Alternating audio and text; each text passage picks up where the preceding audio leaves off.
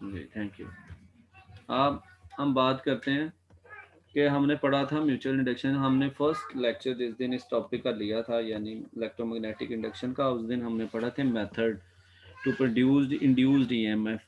ठीक है, उसके अंदर हमने 6 जो थे तरीके पढ़े थे जिनसे हम किसी भी कॉइल के अंदर इंड्यूस्ड ईएमएफ प्रोड्यूस करवा सकते हैं। उनमें से जो 5वें नंबर पर था वो था by changing current in one of the two coupled coil cells या कॉइल्स, टू कपल्ड कॉइल्स हमने ये पढ़ा था।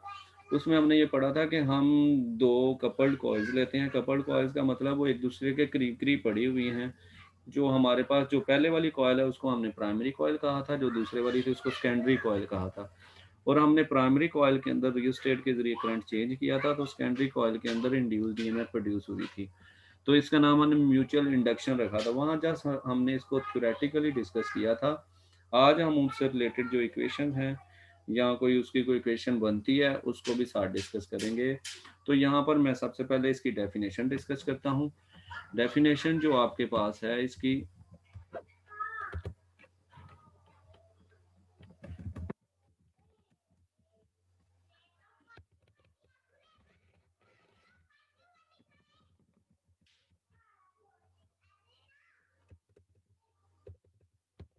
डेफिनेशन है हमारे पास the phenomena in which changing of current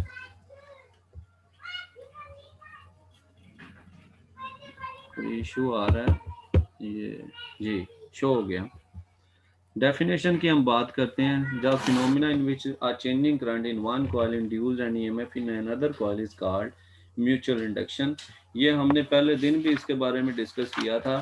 फिर से बता रहा हूँ कि जिस दिन हमने method to produce induced EMF in the coil पढ़े थे, वहाँ पर 5वां मेथड ये वाला था, वहाँ पर भी हमने इसकी डेफिनेशन डिस्कस की थी।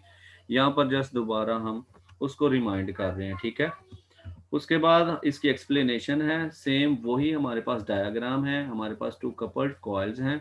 एक कॉइल के अंदर हमने रियोस्टेट के जरिए करंट चेंज करना है। उस करंट को हमने प्राइमरी करंट का नाम देना है। जब ये चेंज होगा, आपको हमेशा याद रखना चाहिए बैटरी हमेशा हमें कंटिन्यूस करंट देती है। यानी अगर 10 वोल्ट की बैटरी है, उसमें खास एम्पेयर डिस्कस हो गए हैं कि इतने एम्पेयर ये बोर्ड बैटरी हमें देगी, तो वो हर वक्त देती रहती है। इसलिए हमें साथ रियोस्टेट लगाने की जरूरत है ताकि करंट चेंज करें। करंट के चेंज करने से यहाँ से गुजरने वाली मैग्नेटिक लाइंस ऑफ फोर्सेस जो इसके नॉर्थ और साउथ पोल की वजह से इस कॉइल के अंदर से निकलेंगी, वो चेंज होंगी। वो जब इस सेकेंडरी कॉइल के में से गुजरेंगी, तो अगर करंट मुसलसल चेंज हो रहा होगा तो डेफिनेटली उनकी नंबर्स भी चेंज होंगे, यानी उनकी तादाद चेंज होगी। तादाद के चेंज होने से इसमें से फ्लक्स चेंज होगा। जब फ्लक्स चेंज होगा तो इसमें इंड्यूस्ड ईएमएफ प्रोड्यूस होगी। उस इंड्यूस्ड ईएमएफ की वजह से इसमें से करंट बहेगा, जिसको हमने इंड्यूस करंट का नाम दिया हुआ, और यहाँ पर डिफ्लेक्शन शो होगी। यही आपकी एक्सप्लेनेशन के अंदर लिखा हुआ है कि एक हमारे पास प्राइमरी कॉइल है जिसको हमने बैटरी के साथ, जो कि रियोस्टेट के साथ सीरीज में लगी हुई है, जोड़ा हुआ है। इसके में से हम इसके रियोस्टेट के जरिए कंटिन्यूसली इसका करंट चेंज कर रहे हैं, जिसकी वजह से मैग्नेटिक फ्लक्स चेंज हो रहा है। वो फ्लक्स सेकेंडरी कॉइल के ऊपर इफेक्ट करता है, इसमें इंड्यूस्ड ईएमएफ प्रोड्यूस होती है। तो मैथमेटिकल डेरिवेशन के अंदर हम फैराडेज लॉ का इस्तेमाल करेंगे। फैराडेज लॉ हमें ये कहता है कि जो इंड्यूस्ड ईएमएफ होती है वो अपोज करती है change in flux with respect to time. अगर आपके पास कॉइल 1 हो यानी 1 लूप हो तो एन की वैल्यू 1 होती है, लेकिन यहाँ पर आप देख सकते हैं 1 से ज़्यादा है। इस वजह से हमने इसको लेट्स सपोज ये एन है, तो हमने सेकेंडरी के अंदर इंड्यूस हो रहा है, तो सबके साथ स्मॉल एस लिखा हुआ है, ये सेकेंडरी को शो कर रहा है। यानी इंड्यूस्ड ईएमएफ भी सेकेंडरी में है और चेंज इन फ्लक्स भी सेकेंडरी का है, और नंबर ऑफ टर्न्स भी क्या है, सेकेंडरी की हैं। अब ये चेंज इन फ्लक्स है, not a flux. Flux number of flux जो होता है वो हमारे पास नंबर ऑफ मैग्नेटिक लाइंस होता है, लेकिन चेंज इन फ्लक्स होता है कि वो जो किसी खास टाइम में उसमें चेंज आ रहा होता है। यहाँ पर ये डेल्टा चेंज को शो कर रहा है। ठीक है, अब वो कहता है कि इसका रिलेशन, क्योंकि ये जो चेंज आ रहा है ये इस प्राइमरी करंट की वजह से आ रहा है, जितना इसमें इस प्राइमरी करंट में इजाफा होगा उतना ही ज़्यादा इसमें चेंज आएगा, यानी उतने ही ज़्यादा इसमें से नंबर ऑफ लाइन पास करेंगी, और जितना कम करंट होगा उतनी कम नंबर ऑफ लाइंस इसमें से पास कर सकेंगे। इस वजह से यहाँ हम कहते हैं let the flux passing through the loop secondary coil of B phi S, यानी कि जो इसमें से नंबर ऑफ लाइंस गुजर रही हैं वो फाई एस हैं, और अगर उसके लूप एन एस हैं तो उसमें से जो टोटल नंबर ऑफ लाइंस यानी जो फ्लक्स गुजर रहा होगा वो आपके पास एन एस फाई एस होगा। और ये किसकी वजह से प्रोड्यूस हो रहा है? प्राइमरी करंट की वजह से, आईपी की वजह से, तो उसके डायरेक्टली प्रोपोर्शनल ले लेंगे हम। ये वाला साइन जब खत्म होता है हमारे पास दो चीजें आती हैं, एक बराबर साइन और एक कांस्टेंट। कांस्टेंट यहाँ पर हमने एम लिया हुआ, एम किस वजह से है? म्यूचुअल इंडक्टेंस की वजह से, ठीक है। इसका नाम भी हमने म्यूचुअल इंडक्टेंस ही रखा हुआ है। म्यूचुअल इंडक्शन में ये इस वजह से इसका नाम म्यूचुअल इंडक्टेंस रखा हुआ है, ठीक है। अब यही वाली वैल्यू उठाकर हम इस ओरिजिनल वाले फार्मूले के अंदर दर्ज करेंगे। जब दर्ज करेंगे तो ये देखिए हमारे पास यहाँ पर एन एस डेल्टा एस की जगह पर एम आई पी रखा है। एम जो है ये एक कांस्टेंट है, इसके ऊपर वेरिएशन इफेक्ट नहीं करती, तो वेरिएशन डायरेक्ट करंट के ऊपर इफेक्ट करेंगी। अब जो हमारे पास रिलेशन था, हमारे पास ईएमएफ का रिलेशन था minus N S delta phi S divide by delta T, वो चेंज हो जाएगा हमारे पास minus M delta I P over delta T. इसका मतलब है अब हम ये कह सकते हैं कि अगर प्राइमरी करंट के अंदर, प्राइमरी कॉइल के अंदर करंट चेंज हो रहा है विद रिस्पेक्ट टू टाइम, वो हमारे पास सेकेंडरी करंट कॉइल के अंदर इंड्यूस्ड ईएमएफ प्रोड्यूस करवाएगा। और ये जो इंड्यूस्ड ईएमएफ है ये हमेशा इस चेंज को अपोज करेगा। ये हमें ये negative sign according to Lenz's law बता रहा है, ठीक है। उसके बाद हम यहाँ से, ये इसकी जनरल इक्वेशन है जो हम म्यूचुअल इंडक्शन के केस में पढ़ते हैं। यहाँ से हम म्यूचुअल इंडक्टेंस भी निकाल सकते हैं। वो कैसे निकालेंगे? एम को इस तरफ रहने दें, ये सारे पहले फैक्टर उठाकर दूसरी तरफ ले जाएं, यानी delta I P over delta T इधर मल्टीप्लाई और इधर आ क्या हो जाएगा? डिवाइड हो जाएगा। यही हम अगली जो हमारे पास स्लाइड है उसमें शो कर रहे हैं कि हमारे पास वो वाला फैक्टर इधर आके डिवाइड हो रहा है। यहाँ पर माइनस साइन इस वजह से नहीं है क्योंकि ये हम कांस्टेंट की वैल्यू निकालना चाह रहे हैं, ठीक है। वो ऑलरेडी फार्मूले के अंदर मौजूद है, यहाँ पर हम उसको यूज नहीं करेंगे। तो यहाँ से हम कह सकते हैं म्यूचुअल इंडक्टेंस जो है वो हमारे पास एक रेशियो है किसकी? इंड्यूस्ड ईएमएफ की in secondary coil and change in current with respect to time in primary coil, इन दोनों की हमारे पास रेशियो है। यहाँ से हम म्यूचुअल इंडक्टेंस का जो हमारे पास यूनिट है वो भी निकाल सकते हैं। जो हमारे पास इंड्यूस्ड ईएमएफ होती है उसका यूनिट वी होता है और करंट का यूनिट एम्पेयर होता है, तो ऊपर आके हमारे पास ए माइनस में चेंज हो जाएगा यानी पर एम्पेयर में चेंज हो जाएगा। यहाँ पर देखें डेल्टा टी जो है, जब इस फार्मूले का यूनिट निकालेंगे एम्पेयर पर सेकंड आएंगे, पर सेकंड जब ऊपर शिफ्ट होगा तो वो सेकंड में कन्वर्ट हो जाएगा। इसका मतलब है जो हमारे पास इंडक्टेंस का यूनिट आया है म्यूचुअल इंडक्टेंस का, वो वोल्ट पर एम्पेयर सेकंड आया है, जिसको आप हेनरी कहते हैं, इसको एच से जाहिर किया जाता है। अब यहाँ से हम हेनरी डिफाइन भी कर सकते हैं। अगर प्राइमरी कॉइल के अंदर जो करंट चेंज हो रहा है पर सेकंड वो आपके पास 1 एम्पेयर हो और सेकेंडरी कॉइल में 1 वोल्ट ईएमएफ इंड्यूस्ड हो रही हो, तो उस वक्त जो हमारे पास म्यूचुअल इंडक्टेंस होगी वो 1 हेनरी होगी, ठीक है। वो यहाँ पर डिफाइन भी किया हुआ है। अब ये जो हमारे पास म्यूचुअल इंडक्टेंस है ये किन चीज़ों के ऊपर डिपेंड करती है? फार्मूले से ही आपको नज़र आ रहा है। पहली बार नंबर ऑफ टर्न्स के ऊपर डिपेंड करेगी, ठीक है, दोनों कॉइल्स की नंबर ऑफ टर्न्स, ना कि सिर्फ एक प्राइमरी या सेकेंडरी कॉइल की, दोनों की नंबर ऑफ टर्न्स के ऊपर डिपेंड करेगी, उनके एरिया के ऊपर डिपेंड करेगी।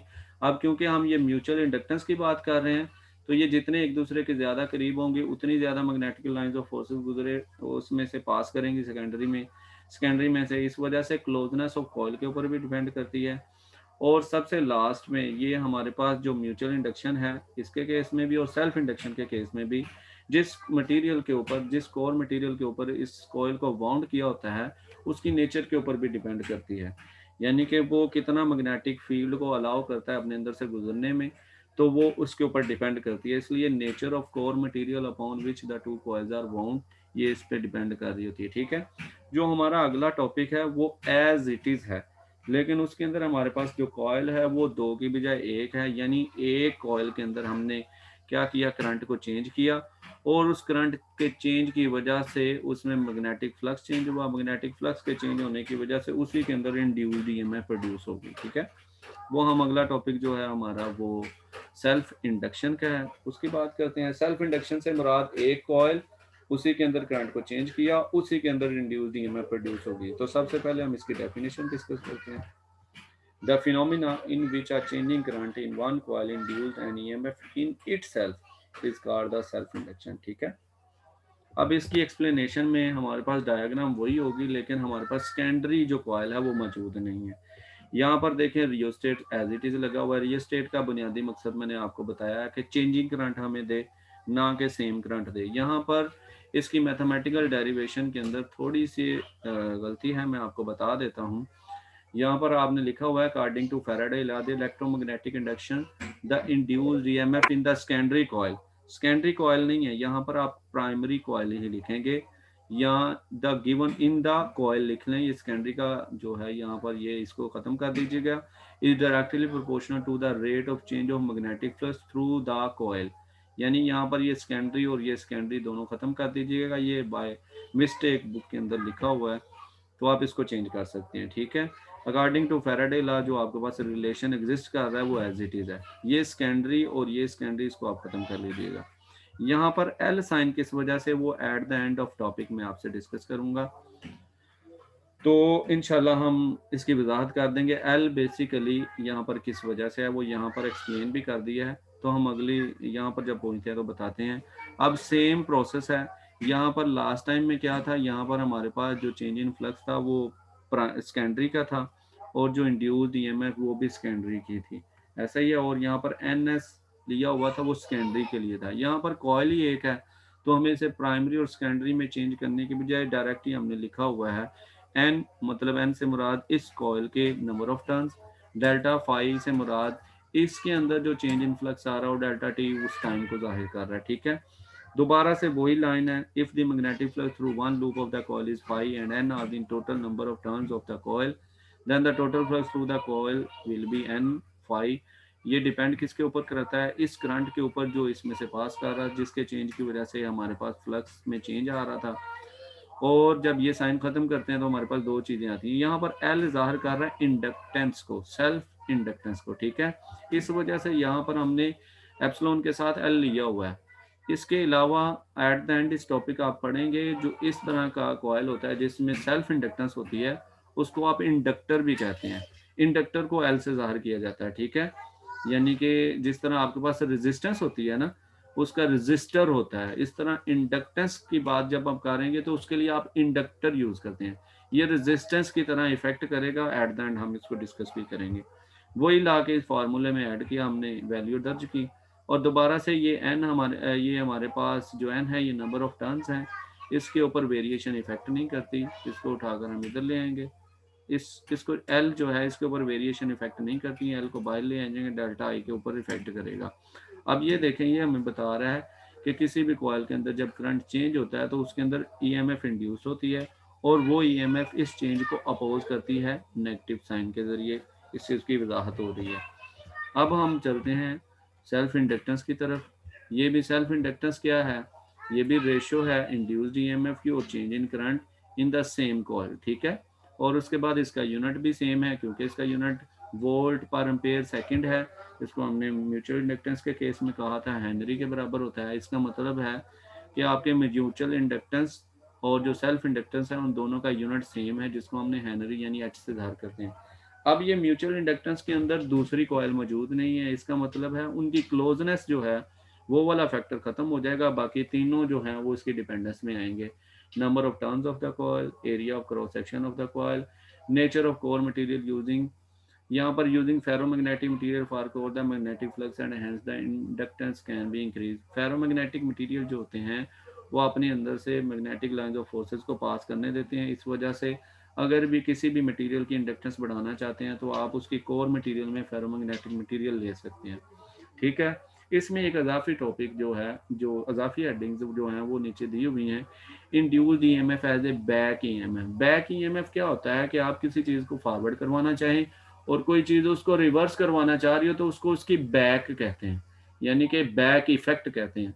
यहाँ पर हम डिस्कस कर रहे हैं कि हमारे पास जो इंड्यूस्ड ईएमएफ प्रोड्यूस होती है वो चेंज इन करंट को अपोज करती है। अगर वो अपोज कर रही है इसका मतलब जो हमारे पास करंट जो इफेक्ट पैदा कर रहा है या इफेक्ट प्रोड्यूस कर रहा है इंड्यूस्ड ईएमएफ की वजह से, जो करंट पैदा होगा वो उसको अपोज करेगा, यानी करंट की वैल्यू में कमी लेके आएगा।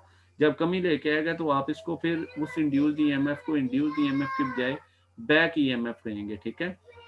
और यहाँ पर ये लिखा हुआ है the negative sign in equation, जो हमारी लास्ट जो हमारे पास इस यहाँ पर नेगेटिव साइन जो है इस इक्वेशन में ये हमें क्या बता रहा है। The negative sign in equation indicate that the self-induced EMF must oppose the change that produce it. That's why the self-induced EMF is sometimes called as back EMF. ठीक है जी। ये किसका माइक ऑन है, इसको बंद करें। उसके बाद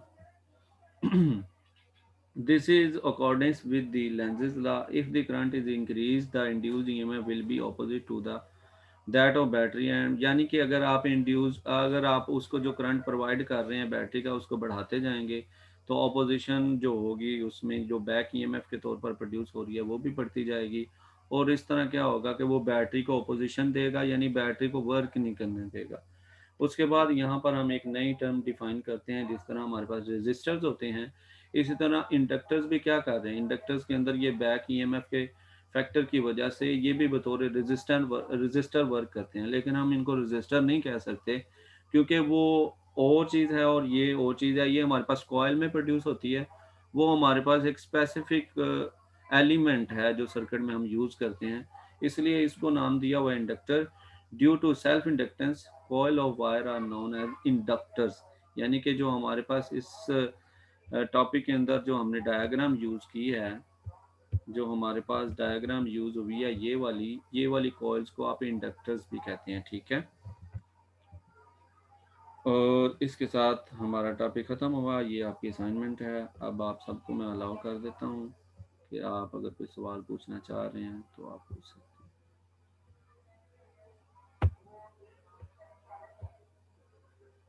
हैं। जी अगर किसी का कोई सवाल है तो सर जी जो कल आपने असाइनमेंट सर जी बेटा सर जी जो आपने कल असाइनमेंट दी थी हमें 15.3 और 15. वो तो कल की बात है। 4 जी 15.3 और 4 वो कल के टॉपिक से रिलेटेड थी और ये वाली जो है ये आज के टॉपिक से रिलेटेड है 15.5 और 15.7। ठीक है ये कल तक सबमिट करवानी है आप लोगों ने। अगर किसी का कोई सवाल है या आप इसको नोट करना चाह रहे हैं तो मैं इसको यहाँ पर ये देखें, ये पहला पेज है हमारे पास। ये आप इसको नोट करना चाह रहे हैं, स्क्रीनशॉट लेना चाह रहे हैं तो आप ले सकते हैं। फिर मैं इससे अगला टॉपिक भी अगला भी पेज और इसी तरह सोन अगर कोई सवाल है तो साथ साथ सवाल भी कर लें। यस सर सारी स्लाइड्स एक दफा दिखा दें, स्क्रीनशॉट लेने हैं। मैं दिखा देता हूँ बेटा इस स्लाइड के अंदर। जी बेटा इस स्लाइड में कोई क्वेश्चन है तो पूछ सकते हैं, नहीं तो अगली स्लाइड फिर नोट करवाता हूँ। ये वाला बिल्कुल नहीं आ रहा समझ बेटा सीधी सीधी बात मैं आपको बता देता हूँ। अगर कोई भी system law of conservation of energy को होल्ड नहीं कर रहा तो वो सिस्टम प्रोड्यूस नहीं करवाया जा सकता। इस सिस्टम के अंदर कोई सोर्स नहीं है, सोर्स का मतलब है आप एनर्जी प्रोवाइड ही नहीं कर रहे। जब तक एनर्जी प्रोवाइड नहीं करेंगे वो आपको एनर्जी कैसे दे सकता है, यानी कि एनर्जी खुद ब खुद प्रोड्यूस नहीं हो सकती। इस वजह से ये law of conservation of energy को होल्ड नहीं कर रहा तो हम इसको कहेंगे कि ये law of conservation of energy को होल्ड नहीं कर रहा है। इसका मतलब ये है कि ये सिस्टम प्रोड्यूस ही नहीं करवाया जा सकता। ठीक है लें जी ये इसमें कोई सवाल मेरा नहीं ख्याल कोई सवाल क्योंकि ये आपने किया हुआ है। इसमें कोई सवाल है तो पूछ सकते हैं।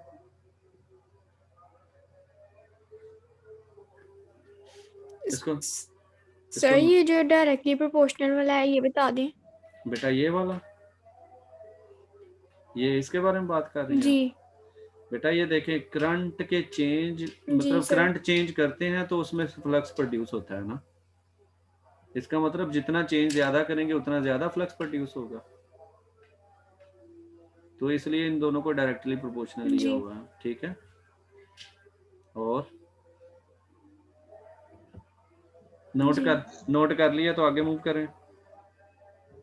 यस सर जी बेटा ये भी नोट कर लें।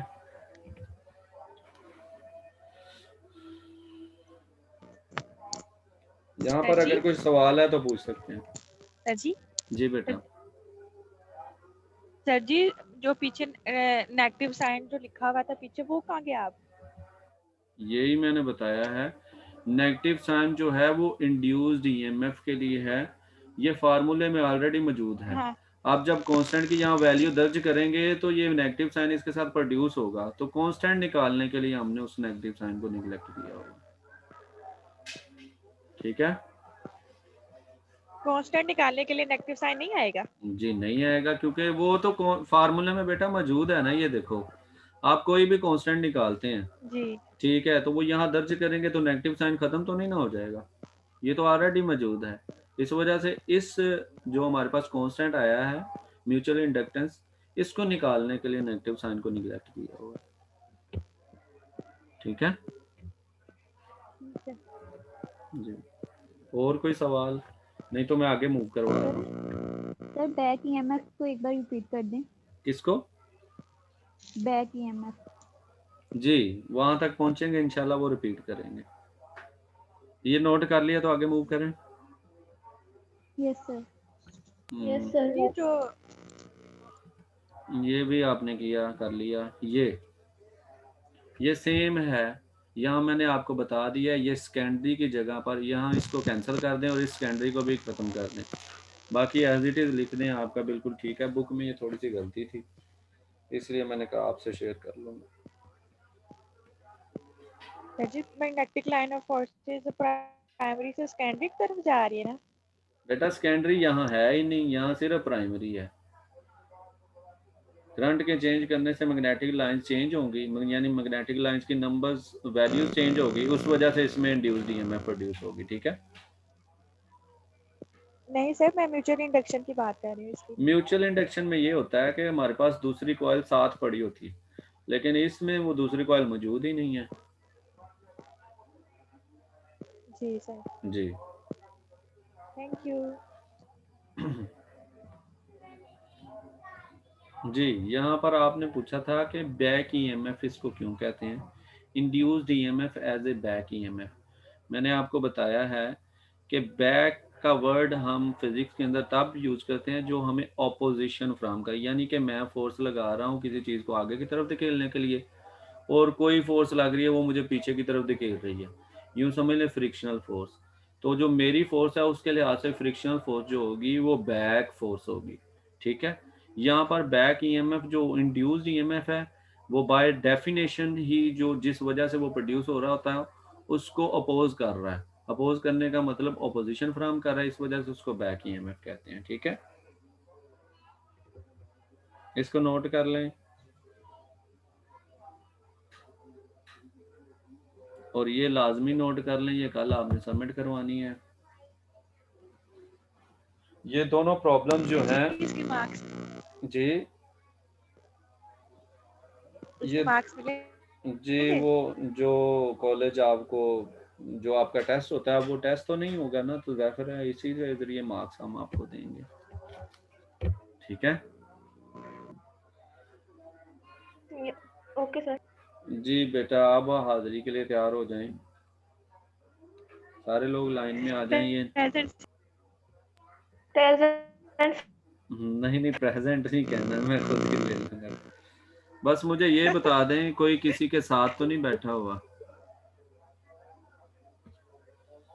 अगर कोई किसी के नहीं साथ सर, बेटा अगर किसी के घर में कोई नेट का इशू होता है ना तो कोई किसी के साथ बैठ जाता है। फर्स्ट ईयर के बच्चों में बैठे हुए हैं, इसलिए पूछ रहा हूँ। अगर कोई किसी के साथ नहीं बैठा हुआ तो ठीक है, फिर इसके साथ जो हमारा टाइम है। यहाँ पर सब अलग अलग जी, अलग अलग बैठे हुए हैं। अगर कोई सवाल है तो पूछ सकते हैं, आपके पास जस्ट 1 मिनट है। ठीक है सर जी, जुम्मा मुबारक, अल्लाह हाफिज।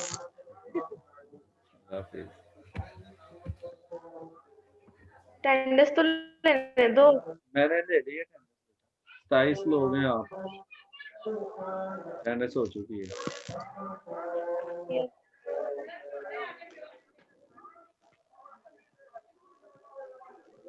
सर लीव कर दे। जी, क्या कह रहे हैं? सर जी म्यूचुअल इंडक्शन म्यूचुअल इंडक्शन और सेल्फ इंडक्शन ये लॉन्ग क्वेश्चन है? जी बेटा लॉन्ग क्वेश्चन है। सर जी जल्दी बता दें। लॉन्ग क्वेश्चन है।